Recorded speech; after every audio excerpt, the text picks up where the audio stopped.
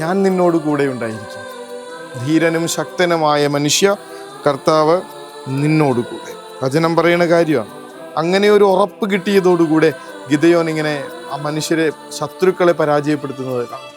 കർത്താവ് പറയും, എനിക്ക് വേണ്ടി നിങ്ങൾ മാറ്റിവെക്കുന്ന സമയമൊന്നും വെറുതെ ആവില്ല.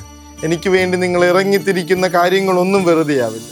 എന്നിൽ ആശ്രയിച്ചാൽ, എന്നിൽ ശരണപ്പെട്ടാൽ നിങ്ങൾക്ക് മുന്നോട്ടുള്ള വഴികളൊക്കെ സ്വാതന്ത്ര്യമടക്കം, നിങ്ങളുടെ സ്വർഗരാജ്യത്തുള്ള നിത്യജീവൻ അടക്കം അശ്വേർഡാണ്. കർത്താവിങ്കിലേക്ക് തിരിഞ്ഞാൽ, കർത്താവിൽ ആശ്രയിച്ചാൽ ഇനി എന്താ സംശയം? ഇനി എന്തിനു വേണ്ടിയാ കാത്തിരിക്കുന്നത്? ഇനിയും കർത്താവിന് വേണ്ടി കൊടുക്കേണ്ട സമയം നമ്മൾ മറ്റു പലതിൻ്റെയും പിന്നാലെ വ്യഗ്രതയോടുകൂടെ അലയാനാണോ ഉദ്ദേശിച്ചിരിക്കണേ?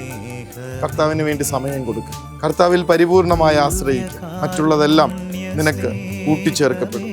എങ്ങനെയാ ജീവിക്കാൻ പറ്റണ കർത്താവ് എങ്ങനെയൊക്കെ എന്ന് ചോദിക്കുന്നവരോട് കർത്താവിൽ മാത്രം ആശ്രയിച്ച് ജീവിക്കുന്ന ലക്ഷക്കണക്കിന് മനുഷ്യരുടെ ജീവിതം മുന്നിലേക്ക് നിരത്തി വെച്ചു തരാം.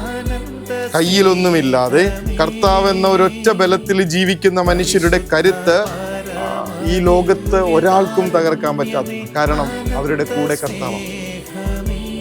കർത്താവെ, അങ്ങിൽ ആശ്രയിക്കാൻ, അങ്ങിൽ പരിപൂർണമായി ശരണപ്പെടാൻ, അങ്ങിൽ മുഴുവനായി വിശ്വസിക്കാൻ ഞങ്ങൾക്ക് അനുഗ്രഹം തരണമേ എന്ന അപേക്ഷയോടുകൂടെ നമുക്ക് അവിടുത്തെ ആശീർവാദം സ്വീകരിക്കാം.